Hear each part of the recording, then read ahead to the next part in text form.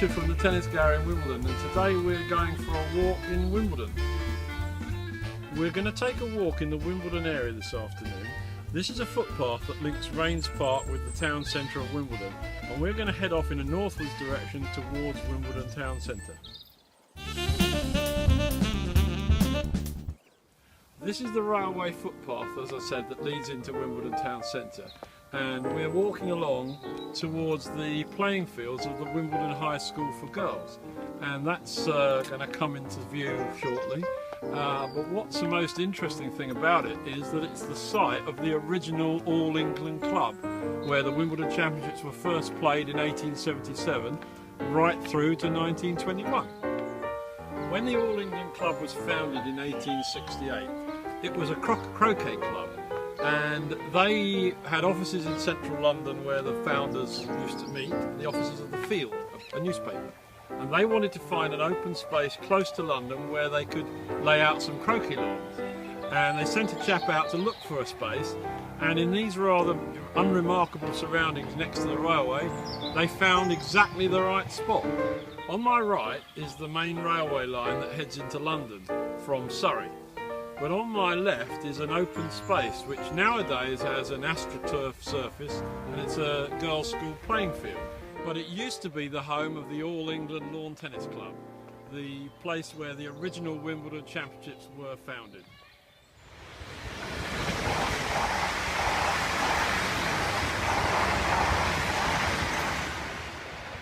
As you can see behind me, it's a relatively small site. When the courts were laid out in 1875, there was just room for 12 of them in 3 rows of 4. The furthest ones away from us were the most popular because they were furthest away from the railway lines, which were quite noisy back then and still are today. In the centre were courts 5, 6, 7 and 8, and courts 6 and 7 were later merged together to become what became known as the centre court.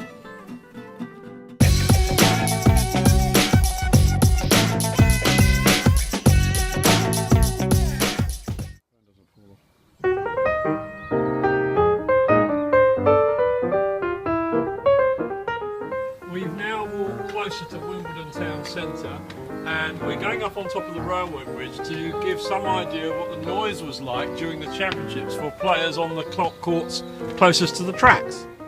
Courts 9, 10, 11 and 12 were those closest to the railway tracks, and the players who played on them were constantly complaining that there was far too much noise from the passing train.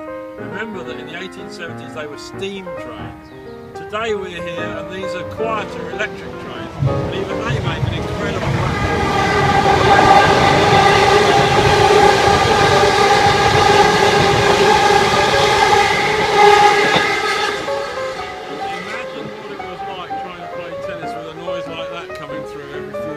The first Wimbledon Championships were played here in 1877. There were only 22 competitors in men's singles, and there were no other events, no doubles, no ladies.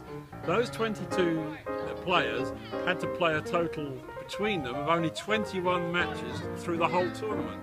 So there was only play going on 3 or 4 courts each day, and it only took 5 playing days to actually find the champion, who was of course Spencer Gore. The most famous match ever played here was in 1919 when Suzanne Longland, playing in her first Wimbledon, took on the reigning champion Dorothea Lambert-Chambers, who was nearly 40, and they played an epic 3-set match which Suzanne won after facing several match points against her. We've enjoyed this little glimpse into the past and what the All England Club was like in the early days. In our next part of our story of Wimbledon, we're going to show you the move up to the new grounds in Church Road, which is about a mile away from here. If you've enjoyed this and you want to check out related content, please look at our app, Tennis Gallery Wimbledon. Cheerio!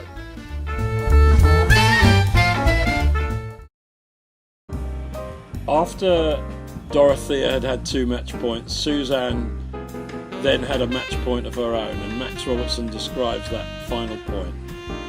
But though her valour fought, her will was gone, and final outcome now was quite foregone. Concluding score 10-8, 4-6, 9-7, the greatest singles seen in Warple heaven.